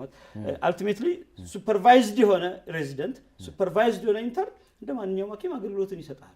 ሱፐርቫይዝድ ከሆነ ግን አንሱፐርቫይዝድ የሆኑ ኢንተርኖችና ሬዚደንቶች ደግሞ በዛው ልክ የሚፈጥሯቸው ሜዲካል ማልፕራክቲሶች ትንሽ ቁጥራቸው ከፍ ያለ ነው። ዝም ብለን እንደ ግልና አሁን እንደ መንግስት እንያዘው ከተባለ ቁጥሩ ኦልሞስት ተመጣጣኝ የሚባል ነው። ሁሉም ጋር ከሄድክ ሜዲካል ማልፕራክቲስ ይኖራል የሚለውን አሰምሽን ወይም ደግሞ ግንዛቤ መያዙ የተሻለ ይሆናል። የሕክምና ስህተቶች ይኖራሉ የሚለውን ነገር መያዙ ከጥራት በታች ሕክምና ስህተት የሚለው ቃል ዶክመንቶች ላይ የለም። ገብቷል። አሁን የኢትዮጵያ የህግ ሰነዶች ላይ ብትሄድ ሜዲካል ኤረር የሚል ቃል አታገኝም። ከጥራት በታች የተሰጠ ሕክምና የሚል ነው የምታገኘው፣ ሰብስታንዳርድ ኬር። ስለዚህ ሰብስታንዳርድ ኬር ሁሉም ቦታ ነው ያለው የሚለውን አሰምሽኑ መያዝ ይሻላል። በግልም በመንግስትም አለ። የችግሮቹን አይነት ግን እንለይ ካልክ እንደ ሊግ እናስቀምጠው እንደ ማንቸስተር አርሰናል ነገር እስቲ እንደው ከቁጥር ከልምድ አንፃር ከሙያዎች አንፃር አሁን በሊግ ካስቀመጥከው ጋይናኮሎጂስቶች ሊጉን ይመሩታል። አሁን ኤቲክስ ኮሚቴ ላይ በሚቀርበው ከሆነ ያ የሚሆነው ያው ያልተገባ ማስታወቂያም ጭምር ስለሰራን ይመስለኛል። እዛ ጋር በጤና ተቋም ሲወልዱ እናትም ጤና ልጅም ደና ብለን ያልተገቡ ጋራንቲ ኦፍ ኪውር የሚመስሉ ነገሮች እንደው እቺ ነገር አወራለሁ ነበር በህክምና ውስጥ ጋራንቲ ኦፍ ኪውር የለም ማለት 100% የሆነ ፕሮሰሱ ነው ጋራንቲ የሚያደርግ ሂደት የተቀመጠ ሂደት አለ አንድ ሰው ቲቪ ያለበት ከተባለ ለዛ ቲቪ ባለሙያ የሚሄድበት ቼክ ሊስት አለው በቃ በዛ ቼክ ሊስት መሰረት ህክምናውን በዛ ስታንዳርድ ተከትሎ ይሰጣል መዳን አለ መዳን ያንተ ፋንታ ነው መዳኑ የባለሙያ ዋስትና አይደለም ስለዚህ አንተ ቲቪን ታክመ ባትድን አልከፍልም ብለህ ተወጣ እንደ ሆስፒታል ትላለህ ማለት የለብህም ከፍተንም ተወጣ ሰው ከሞተም ከፍሎ ነው የሚወጣው ለምን ጋራንቲ ኦፍ ኪውር የለውም የመርዳት ነው ውሉ መጀመሪያው የዲሊጀንስ የበቂ ጥረት ኮንትራት ነው እንጂ ውጤትን ያመጣት ኮንትራት አይደለም ስለዚህ በእግሩ ሄዶ ሞቶ ወጣ ምናምን የሚባሉ ነገሮች ትክክል አይደሉም እንደ ማህበረሰብ ሲሄድ እኮ በእግሩ ነው የገባው ምናምን ከዛ ሞቶ ወጣ እንደማት በፕሮሰሱ ከሰራ ባለሙያው ውጤቱ ምንም ሊሆን ይችላል ባለሙያው በዋና ነገር የሚመዘንበት አካሄድ ምንድነው በተቀመጠለት ሳይንሳዊ መስፈርት መሰረት ሰርቷል ወይ ነው ዋናው ነገር አሁን ምን ሆነ እዚህ ጋር ስለዚህ ጤና ባለሙያው ጋራንቲ ኦፍ ኪውር አይሰጥህም ጋራንቲ ኦፍ ዘ ፕሮሰስ ነው ሂደቱን ነው ጋራንቲ የሚያደርግ ስለዚህ እናቶችና ህጻናትን በተመለከተ የሰጠነው አሹራንስ አለ በጤና ተቋም ስትወልጂ እናትም ጤና ልጅም ደህና ተብሏል ስለዚህ ምን አትሞቱም ምንም አትሆኑም ተብለዋል ስለዚህ ማለት ይሄ ነገር የራሱ ዓላማ አለው ፖሊሲ ይወረዳል እናቶችና ህጻናትን ሞት ከመቀነስ አንፃር ዓለም አቀፍ ተልእኮም ነው ናሽናል ተልእኮም ነው ይወረዳል እሱ ከዛ አንፃር አሁን ይሄን ነገር ወደ ምን ተተረጎመ ባልተገባ መልኩ መሞት የለባትም ወደሚለው ተተረጎመ ሜቢ ሞቶ ትንሽ ተስተካክሎ በባለሙያ ጥፋት ወይም ደግሞ አላል የሆነ ሰብ ስታንዳርድ በሆነ ኬር የሆኑ ቃላቶችን መጠቀም አለበት አብሶሉት አድርገህ ከምታስቀምጠው አንድ ነገር የእናቶችና ህጻናትን ጤና ፕሮሞት በሚያደርጉ ሌሎች አፕሮፕሪየት ጀርገኖችን መጠቀም ትችላለህ የማተገቢውን ኬር እንድናረግ የሚያነሳሳ አላል አቴንሽን እንድንሰጥ የሚያደርግ ነገር ልታነሳ ትችላለህ ግን አሁን የእናቶችና ህጻናት ህይወት ለመጠበቅ ብዙ ደም ያስፈልጋል በቂ አምቡላንስ ያስፈልጋል ይሄ ኒዮናታል አይሲዩ ኒኩሉታል እሱ ያስፈልጋል መልቲ ዲስፕሊነሪ ባለሙያዎች ያስፈልጋል ከብታል አሁን ጋይናኮሎጂ ባለሙያ ይረዳት ኒውሮ ባለሙያ ኢንተርኒስት ሌላ ምናምን ኦንኮሎጂ ብዙ ባለሙያዎች ሊያስፈልጋት ይችላል እና ሁሉ ባለሙያዎች ገዛ ያለበት ቦታ ላይ እዚህ ሀገር ውስጥ ሁሉም ቦታ ላይ ኦፕቲማል ኬር አለ ወይ አሁን ገጠር ውስጥ እነማን ናቸው ሐኪምን ወክለው እኮ ሌሎች ባለሙያዎች እኮ የሚያዋልዱበት ኢትዮጵያ ውስጥ እኮ ነው ያለነው ማለት አሁን ሁሉም ቦታ ላይ ጋይናኮሎጂስት አቬለብል ነው አይደለም ፕሮፖርሽኑ ቁጥሩ አይ ቲንክ ቅርብ ጊዜ የማውቃቸው ቁጥሮች ነው አንድ ጋይናኮሎጂስት እስከ 200,000 ምናምን የሚደርሱ ባለሙያዎችን ታካሚዎችን ይከታተላል ነው ስለዚህ ኦፕቲማል ኬር በየቦታው አይኖርም ማለት ነው ስለዚህ ኦፕቲማል ኬር ኖርማሊ ባለባቸው ሀገራቶች ላይ እናቶችና ህጻናት ሞት ዜሮ ማድረግ አልተቻለም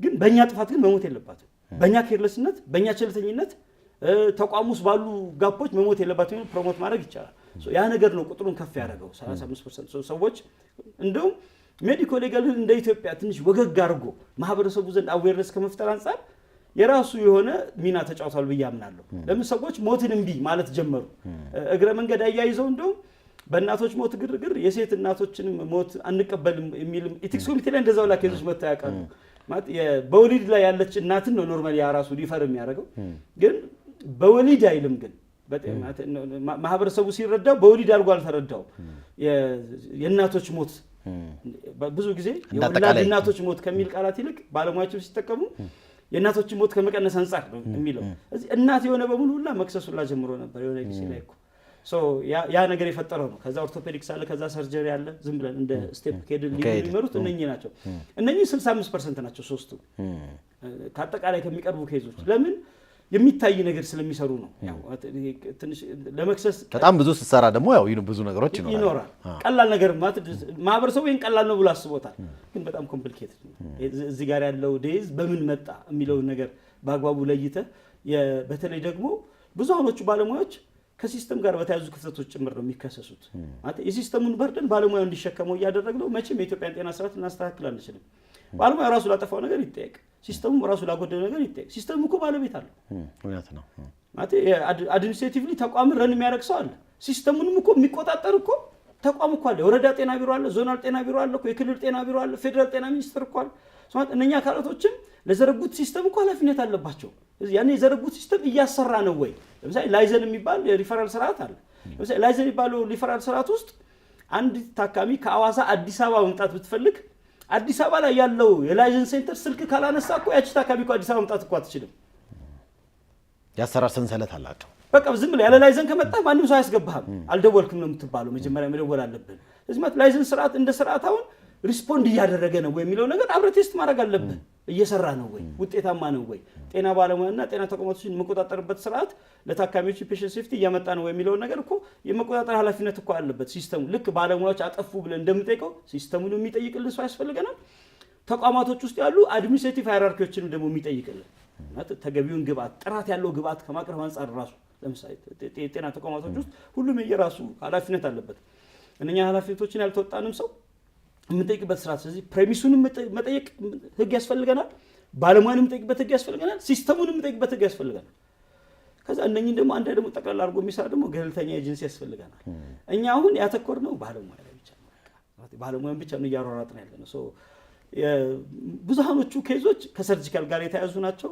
ያው አሁን ኢንተርናል ሜዲሲን ብትወስድ ያው የማጂክ ድረግ ይሉታል እነሱ ነገር ሆኖ እንጂ ማለት መድኃኒትም ራሱን የቻለ ማለት በመድኃኒቶች ወይም ደግሞ ኤርሊ ዲቴክት ባለመደረጋቸው ችግሮች ወይም ደግሞ ሌት ሪፈራል የሚያመጣቸው ችግሮች ኢረር ኢን ዲያግኖሲስ የሚባሉ አሉ። ኢረርስ ኢን ትሪትመንት አለ። ከፎሎ አፕ እና ከሞኒተሪንግ ጋር የተያዙ ይባሉ ችግሮች አሉ። በብዛት እንደዚህ አይነት ችግሮች ናቸው አሁን ኤቲክስ ኮሚቴ ላይ የሚቀርቡት በአይነት እንሂድ ከተባለ። ግን ማህበረሰቡ ግን ሞር አቴንሽን መስጠት ያለበት አንድ ሀሳብ ላይ ነው። የህክምና ልዩነት ስላለ የሀሳብ ልዩነት ስላለ የህክምና ስጣለ ማለት አይደለም። እውነት ነው። ህክምና መጀመሪያውኑ ባለሙያዎቹም ይሉታል ኢት ዘ ሞስት ኢንኮምፕሊት ኤንድ ኢምፒውር ሳይንስ ይሉታል። ያላለቀና እንጭጭ ሳይንስ ነው። ጋር ያላለቀለት ሳይንስ ነው። ማህበረሰቡ ህክምና እንዳለቀለት ሳይንስ አድርጎ ይረዳዋል። ይሄ እንዳለቀለት ሳይንስ የሚያዝ ሙያ አይደለም፣ በመላምት የተሞላ ሙያ ነው። ስለዚህ አንድ ባለሙያ እናንተን ሲያክማችሁ ካለ መላምቶች ውስጥ በአንዱን ያከመህ። ስለዚህ ይሄ ካልሆነ ግን እንሞክረዋለን በሌላ ደግሞ ይልሃል እኮ ራሱ አይደል። ይሄን ውሰድና ካልተሻለ ደግሞ ጋሚ ትመጣና በቃ ሳይንሱና ባለሙያው ስኬት ያምጣው ያልተሰጠው ነገር እኮ አይሰጥህም። ስለዚህ ያንተ ሲምፕተሞች በጊዜው ያለው ክሊኒካሊ ባለሙያ ኢንቨስቲጌት አድርጎ ላቦራቶሪ ተጠቅሞ በመሳሪያ በኢሜጂንግ ምናምን ነገር አይቶ ችግርህ ይሄ ነው ብሎ እዛ ጋር ያሉት ማስረጃዎች የሚያስረዱትን ነገር ነው የሚነግርህ። ስለዚህ ለምሳሌ ቲቢ ሊል ይችላል አንድ ባለሙያ። ለሆኑ ሰዎች ደግሞ ያኛው ጀጅመንቱ ካንሰር ሊሆን ይችላል። ለአንዱ ሚኒንጃይቲስ የሆነው ለአንደኛው ደግሞ ወባ ነገር ሊሆን ይችላል፣ ማሌሪያ ሊሆን ይችላል። ማለት ምልክቶቹ ስለሚቀራረቡ ስለዚህ ኢረርስ ኢን ክሊኒካል ጀጅመንት ይኖራል። በህክምና ውስጥ ልታጠፋው አትችልም። ዋናው ነገር ፔሸንትን ሃርም እንዳያደርግ ነው፣ ፔሸንትን እንዳይጎዳ ነው። ስለዚህ ለዛ ነው ፎሎ አፕ እና ሞኒተሪንግ የሚባለው። ለታካሚ መድኃኒትን ሰጥተህ ዞር ማለት አይደለም። በመድኃኒቱ መሰረት ውጤት እያመጣ ነው የሚለው ነገር ፎሎ አፕ እና ሞኒተር ማድረግ አለብን። ማለት መድኃኒቱ ያልተገባ ጉዳት እያመጣበት ከሆነ ወይም ደግሞ አንተ ዲያግኖስ ስታደርገው መጀመሪያውን ያልተገባ ህመምን ዲያግኖስ አድርገህ ከሆነ ያ ነገር ጉዳት እያመጣበት ስለሚሆን ልትከታተለው ይገባል። ስለዚህ አሁን ከዚህ አንጻራዊ አሁን ተኝቶ ማሳከምና ቤት መላክ የሚለው እዚህ ጋር ነው ልዩነቱ። አንዳንድ አሁን ተኝተን ልናክማቸው የሚገባቸውን ታካሚዎች መድኃኒት ሰጥተን ወደ ቤት እንልካቸውና ተገቢ ፎሎ አፕ እና ሞኒተሪንግ በሌለበት ሁኔታ ላይ መድኃኒቱ ከበሽታው ጋር ካልተገናኘ የሚፈጠረው ችግር ከፍ ያለ ነው ማለት ነው። ስለዚህ አሁን ፎሎ አፕ እና ሞኒተሪንግ በህክምና ውስጥ የሚታወቅ ኮንሰፕት ነው አለ የሳው። ስለዚህ ባለሙያ ያንተን ችግር ሲያይ መጀመሪያ 3 ችግሮችን ለይቶ ከ3ቱ ግን በአንዱ አስቀድሞ ሊጀምር ይችላል። ለምሳሌ በዛኛው ሪስፖንድ ካላረክ በሁለተኛው ይሄዳል፣ በሁለተኛው በሶስተኛው ሊሄድ ይችላል። ስለዚህ ኦልተርኔቲቭ ያስቀምጥልሃል እኮ ሲጀምረው። እዚህ ህክምና ኖርማሊ አሁን ባለሙያዎች ማህበረሰቡ የሆነን ቦታ ይታከሙና የሆነ አይነት ሜዲኬሽን የሆነ ህክምና ይሰጣቸዋል። ከዛ በዛ ለውጥ ሳያዩ ሲቀሩ የሆነ ቦታ ይሄዳሉ። ከዛ እዛ ሄዶ እንዴት እንደዛ አከበሽ አንደው ባለሙያው ራሱ አንዳንዴ ከባለሙያው የሚመነጫል ችግሩ እንደዚህ እኮ ያንቺ ችግር እኮ ይሄ ነው ያንቺ ችግር እኮ ያ ነው ብሎ እንዴት ያን መድኃኒት ሰጠሽ ማህበረሰቡም እንደ ማህበረሰብ እኔ ዳንኩት አከሌ ጋር ሲሄድ ነው ይላል። ስለዚህ አከሌ ደካማ ነው አይደለም። የታየው ነገር ያ ነው ማለት ክሊኒካል ጀጅመንቱ ለሱ የታየው ነገር ያ ነው። ስለዚህ ዋናው ነገር ግን በዛ ህክምና ጉዳት እንዳይመጣ ነው የሚፈለገው። ሞኒተር ማድረግ መከታተል አንድ ስለዚህ ቀጠሮውን በተገቢ ጊዜ ሰጥቶ በእኛ ቀጠሮ መታንተም ራስን ቼክ ማድረግ አለብን። እኛ መድኃኒት ወስደን ትንሽ የተሻለን ከመሰለን በዛው ነው የምንቀረው። መድኃኒቱንም ልናቋርጠው እንችላለን። እንደ የተሰጠው መድኃኒትና ምን አረገህ የሚለውን ነገር እኮ ተገቢውን ቀጠሮ ሰጥቶ ባለሙያ መከታተል ኦብሊጌሽን አለበት። ታካሚውም ጤና ባለሙያ ጋር የመሄድ ግዴታ አለበት። አልቲሜትሊ የሀሳብ ልዩነት በራሱ የህክምና ስህተት መንስኤ ተደርጎ መያዝ የለበትም፣ ወይም ደግሞ ከጥራት ያነሰ ህክምና ተደርጎ መያዝ የለበትም ነው። በጣም አሪፍ። እንግዲህ ያው ሰዓታችን እየተገባደደ ነው። የዚህ ጉዳይ ቢነሳ አያልቅም። ነገር ግን ከማጠናቀቃችን በፊት ግን በተለይ አሁን እንግዲህ የሰሞኑ ትልቅ አጀንዳ ሰዎች እንግዲህ የተለያዩ ጥያቄዎችን እያነሱ የሚገኙት ከዚህ ከአይሲዩ ላይ በሚሰጠው አገልግሎት የማሽን ማቋረጥ ከማሽን ጋር ተያይዞ ታካሚዎች ላይ ሊደረግ የታሰበው ነገር አለና እንደው ስለሱ የተወሰነ ነገር እናንሳና እንደው ጥቅሙ ምንድነው? ጥቅም እንደገና ደግሞ ጉዳቱስ ምንድነው? ማህበረሰቡስ ምን ማወቅ አለበት? ስለዚህ ባለሙያውስ ያለው ኃላፊነት የት ድረስ ነው የሚለው ነገር እኔ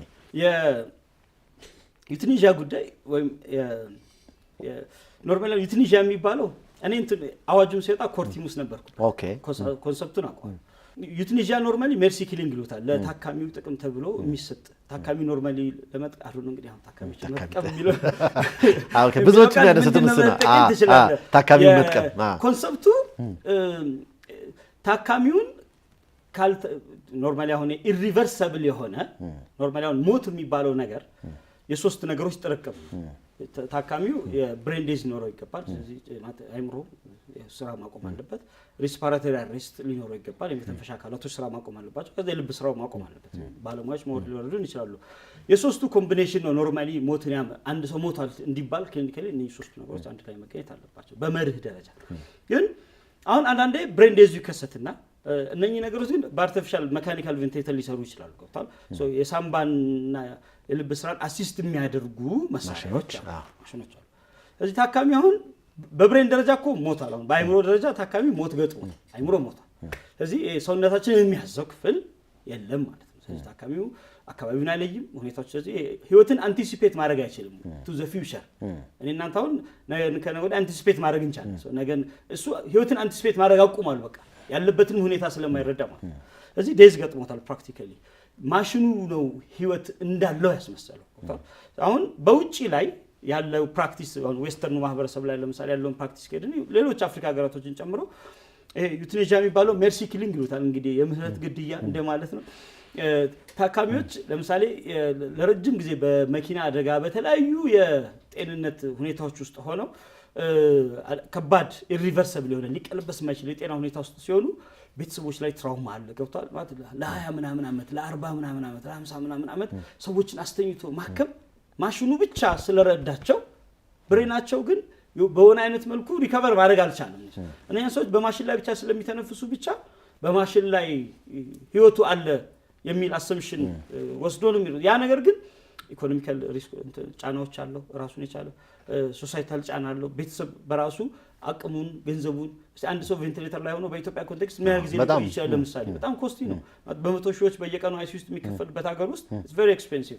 ስለዚህ ሁኔታዎቹ እንደ ሁኔታ ነው። አሁን በውጭ ላለው አሰራር ምንድነው? በውጭ ላለው አሰራር አሁን እንደዚህ አይነት ታካሚዎችን ቤተሰቦቻቸው ይገደልልን ከሚባለው እንግዲህ ሜርሲ ኪሊንግ ይሻላል ብሎ መጠየቅ ይችላሉ ይላል። ስለዚህ ሪኩዌስት ታቀርባለህ። ያንን የሚወስኑ አካላቶች አሉ። ያንን አይተው ሜርሲ ኪሊንጉን ይፈቅዱላል። የሆኑ ታካሚዎች እኔ ካንሰር ሲይዛቸው ካንሰር የሚያመጣው ፔን አለ። ለምሳሌ ወደ አጥንት ሲተላለፍ ወደ ጉበት ወደ ሳምባ ወደ ተለያዩ ክፍሎች ሲተላለፍ ወደ ደም ፔኑ በጣም እየጨመረ ይሄዳል። እነኛም ፔኖች ኤክስፒሪየንስ ማድረግ አልፈልግም። በቃ እኔ ዴይዚ ኢንቪተብል የማይቀር ከሆነ ሞቴ ግን ህመሙ ስገባ ግደሉኝ ይላል አስቀድሞ ታካሚ ራሱ ሶባት ግደሉኝ ከምን እንግዲህ አሁንም ሜርሲ ኪሊንግ የሚለው የምህረት ግድያ አድርጉልኝ በቃ ህመም ውስጥ ማለፍ አልፈልግም። አሁን ሴዴት ተደረገ አትርዱኝ በዛ መልኩ ብሎ ኮንሰንቱን ሊሰጥ ይችላል። ይሄ ኖርማሊ አሁን ሌላ ፕራክቲስ ነው። እኛ ይሄንን አይደለም የፈቀድነው። ኢትዮጵያ የፈቀደችው ይሄንን አይደለም። ከህመም የመገላገል ስራም አይደለም፣ ሰውየው እንዲሞት የመርዳትም ስራ አይደለም። እኛ ሀገር ሰው ራሱን እንዲገድል ማነሳሳትም እንዲሞት መርዳትም ወንጀል ነው። እኔ አንተ እንድትሞት ልረዳህ አልችልም። አግዘኝ እባክህ እስቲ እቺን ገመድ አንገቴ ልታነቀለኝ ከፍ አድርገኝ እንደዛ እንደማለት ነው። እኛ እንደዛ አልፈቀድንም። ኢትዮጵያ ጤና ባለሙያ ይሄንን አድርጎት ማያውቅም። ግን ሌላ ምናልባት በአገላለጽ ደረጃ ላይ ሜቢ ዲፎልት ዩትኒዥያ ግን የምትለው ይኖራል። ዲፎልት ዩትኒዥያ ማለት ነው አሁን ኢትዮጵያ የፈቀደችው ምንድነው? እኛ ሊሚትድ በሆነ ሪሶርስ ውስጥ ነው ያለነው። በቂ ሪሶርስ በቂ አልጋዎች የሉንም፣ በቂ ማሽኖች የሉንም።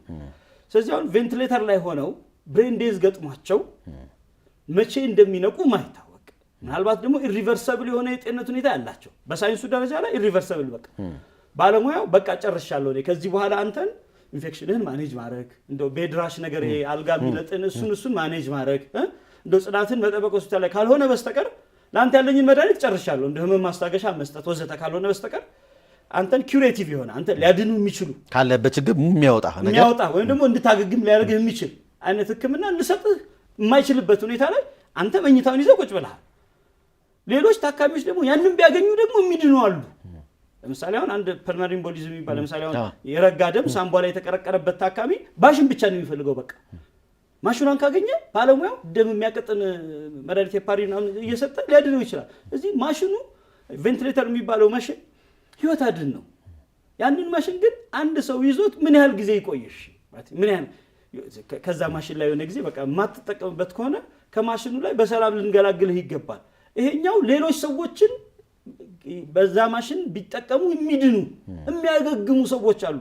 የእነኛን ሰዎች እድል ይዞ እንዳይቀመጥ ከማሽን ላይ የመንቀል ህግን የተፈቀደው እንጂ ኢትዮጵያ ውስጥ ከዛ በፊት ይሄ ነገር ዝም ብሎ ነበር የሚሰራው። ሲሰራ በቃ በባለሙያዎች የህግ ድጋፍ ነው የተሰጠው እንጂ እኛውን ሰዎችን ዩቲኒዥያን አልፈቀድንም። አሁን የጤና ባለሙያ ማረዳድ ዩቲኒዥያ እንደተፈቀደ ነው። ማህበረሰቡን ማረዳድ ኢትዮጵያ ውስጥ ሜርሲ ክሊኒክ ተፈቅዷል። በቃ ታካሚዎችን መግደል ተፈቅዷል። በቃ ሆስፒታሎች ገዳይ አይደሉም። ባለሙያም ታካሚን ለመግደል ልክ ድሮ ላይ በቃ ይሄ ሰው ተስፋ የለውም ወደ ቤት ይዛችሁ ሂዱ ይባላል። እሱን በህጋዊ መንገድ አልና አሁን በቃ የህግ ስርዓት ተሰጠው እና በቃ ይሄ ታካሚ አሁን ባለበት ሁኔታ ላይ ከህክምናው የሚጠቀመው ነገር የለም። እዚህን ታካሚ ይዛው ሂድ አይነት ነገር የሚል አቅጣጫ ነው እንጂ ህክምናውን ፌር ማድረግ ለሰዎች ተደራሽ ማድረግ ያው ሊሚትድ የሆነ ሪሶርስ ሴቲንግ ውስጥ ስላለን ያንን ሊሚትድ የሆነ ሪሶርስ ፍትሃዊ በሆነ መልኩ እንድንጠቀመው ነው። አይደል ነው ሜቢ እንግዲህ አሁን ይሄ በፕራይቬት ሴቲንግ ላይ አንተ ለምሳሌ የሆነ ሰው አሁን ገንዘብ የመክፈል አቅም አለኝ ብሎ አንድን አልጋ ለ20 ዓመት ይዞት ቢቀመጥ do you think it is fair ማለት ገንዘብ የመክፈል አቅም ስላለን ብቻ የሌሎች ሰዎችን የመዳን ሌሎች ሰዎች በዛ ነገር በግል ቤት ውስጥ ራስን የሚረዳህ ነገር ማድረግ ትችላለህ። በቃ ማሽኖቹን ገዝተህ በግል ቤት ውስጥ እነኛ ማሽኖች እየተጠቀምክ ይመለስልኛል ብሎ የሚያምን ቤተሰብም ካለ ተስፋ እያደረገ አሁን ከስንት አንድ አሁን የሆነ ሳውዲ አረቢያ ላይ ምናምን ከ40 ዓመት በኋላ የሆነ ሀገር ላይ ከ20 ዓመት በኋላ ነቃ ምናምን ይባሉ ሰው የሆኑ ተአምሮች ይኖሩ ይችላሉ። እነኛ ሚራክሎች ናቸው፣ ሳይንስ አይደሉም። ገብቷል? ሳይንስም እነኛ ነገሮች ሊያብራራቸው አይችልም። በሳይንስ ደረጃ ግን እኛ ባንተ ላይ ያለውን ነገር ከጨረስን ተአምርን ቤተሰብ ቤት ወስዶ ይጠብቅ። ገብቷል? አሳቢ አሁን ሰዎች ተአምርን ሆስፒታል ላይ እንጠብቃለን የሚል አቋም ያለው ይመስላል ማህበረሰቡ። ሆስፒታል ላይ ተአምርን መጠበቅ አትችልም። ሆስፒታል ላይ ሳይንስን ነው የምትጠብቀው። ሳይንሱ አልችልም ካለ ተአምርን ቤት ወስዶ ይጠብቅ። አስፈላጊ እችላለሁ ካለ አፎርድ አደርገዋለሁ ካለ ማለት ነው። ስለዚህ እኛ ሰውን የሚገድል ህግ አልተፈቀደም እንደ ሀገር። ግን ህክምናውን ግን ፍትሃዊና ተደራሽ ከማድረግ አንጻር ግን የሆስፒታል ሪሶርስ እንዳይጨናነቅ ለማድረግ ብሬን ዲዝ ያላቸውን ታካሚዎች በልዩ ሁኔታ በቡድን ተወስኖ መልቲ ዲስፕሊናሪ ባለሙያዎች ተሳትፈውበት ቤተሰቦች ውይይት ውስጥ እንዲሳተፉ ተደርጎ አምነውበት በስምምነት የሚደረግ ነገር ነው እንጂ ባለሙያ ዝም ብሎ ኦል ኦፍ ሰደን በቃ አንተ ዋጋ የለህም ብሎ ተመሸ የሚነቅልበትም አይደለም። በጣም አሪፍ። እንግዲህ ያው በጣም በርካታ ጉዳዮችን አንስተናል። ሰዓታችን እዚህ ጋር እንድናስቆም እንግዲህ ያስገድደናልና ምናልባት ፕሮግራማችንን ከማጠናቀቃችን በፊት ቀረ የምትለው ሀሳብ ካለ 1 ደቂቃ እድሉ ልስጥ፣ ካልሆነ ግን ተመሰጋግነን ፕሮግራማችንን እናጠናቅ። እንደ ማህበረሰብ አሩ ነው ሜቢ ተመጣጣኝ እድሜ ላይ ያለ ነው ዶክተር እናንተ የድሮ ሆስፒታል ላይ ስንሄድ ዝም ብሎ ጓን ያደረጉ ሰዎች የሚባሉት በሙሉ የነበረን ቦታ ሚሞሪ አይምሮ ውስጥ አለ ብዬ አምናለሁ። መተማመኑ በጣም ከፍ ያለ ነበር፣ መከባበሩም ደግሞ በጣም ከፍ ያለ ነበር። ያ መተማመንና መከባበር ይሻለናል ባይነኝ እኔ በግሌ ማቴ አንተ አሁን ለምሳሌ በዚህ እድሜ እኔም አንተም እናት አባታችሁ ፊት አውራቁት ትባል ትቆማለህ አትቆምም። ማንም ሳይን ነገር ማንም ፊት ለማድረግ ፈቃደኛ አይሆንም። ባለሙያ አውልክ አለስ ታውልቃለህ። አረ እንደውም ሰመመን ተወክተህ ትተኛለታለህ እንደው እንደፈለክ አድርገኝ ብለው ማለት እናምነዋለን ማለት ነው። ዩትረስ ባለሙያውን በአካላችን እናምነዋለን። ከፍ ባለ ደረጃ እናትና አባታችን ፊት እንኳን የማናደርገው ነገር ጤና ባለሙያው ፊት እንኳን እናደርጋለን። ሶ ይሄ ባለሙያው እንደ ፕሪቪሌጅ ሊያየው ይገባል ማለት መብቱ ስለሆነ አይደለም ነገር ያደርግልለት ፕሪቪሌጅ ነው። እሱን ማለት ባለሙያ ስለሆነ በዛ ሙያ ምክንያት የመጣ አካላዊ መሰጠት ነው። ስለዚህ ይሄ አካል ክቡር ነው፣ ከፍ ባለ አካል የተሰራ ነው። ስለዚህ የሰው ልጅ ኖርማሊ አንድ ሰው ሲጠፋ የሚጠፋውም ከዛ ጋር አብሮ ተያይዞ የሚመጣው ነገር ነው የሚጠፋው። ሰው አንድ ህይወት ሲጠፋ አሁን አንተ አባት በህይወት የመኖር መብቱ ስለተከበረለት ነው አንተን ያየነው።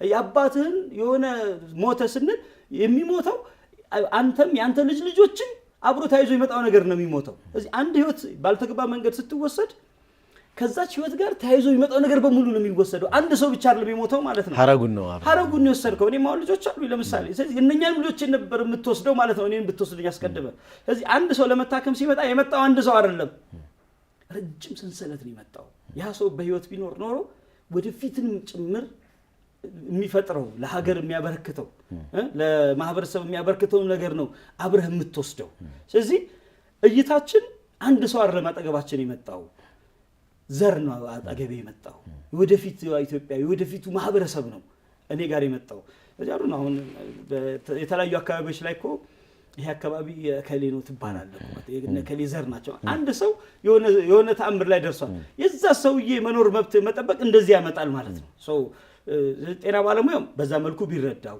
ማህበረሰቡ ደግሞ ያንን ትረስቱን ቢመልሰው መተማመኑን እኛ ባልተማመንን ቁጥር ሞር አለመተማመን ነው ያለመተማመን ውጤቱ ሞር አለመተማመን ነው ብዙ አለመተማመን ነው ትንሽ ካላመንኩ ከነገ ወዲያ ትንሽ ይከፍላል ብዙ አለመተማመን ከዛ በጣም አለመተማመን ይሆናል አሁን ያለው ሁኔታ ከባድ አለመተማመን ሁኔታ ውስጥ እየገባ ነው በኔ እይታ እዚህ ትረስቱን መመለስ አለብን ያ ትረስት ኖርማሊ ባለሙያው ይሄ ፓተርናሊስቲክ አፕሮች ይባላል ፓተርናሊስቲክ ማለት ባለሙያው ለኔ የሚጠቅመው ነገር እያደረገ ነው ብለ ስታምነው ባለሙያው ሞር ፍሪደም ያገኛል አንተ ለመርዳት ይነሳሳል አንተ ግን የሚሰጥህ ነገር በሙሉ ይሄ ምንድነው የመጠየቅ መብት የለህም ይያልኳል ግን በጥርጣሬ ለምን ይሄንን አደረክ ለምን እንደዛ አይ ኮንፊደንሱን እየነካው ይሄ ጤና ባለሙያ በኮንፊደንስ አንተ እንዳይረዳህ እያረካው ነው የሆኑ ቦታዎች ላይ እጁ እንዲሰበስብ በቃ ይሄ ሰውማ በዚህ መልኩ ከሄድኩኝ ለምሳሌ 10-90 ፕሮባቢሊቲ ያለው ሰርጂካል ፕሮሲጀር አለ ለምሳሌ የመዳን እድል 10% ወይ 5%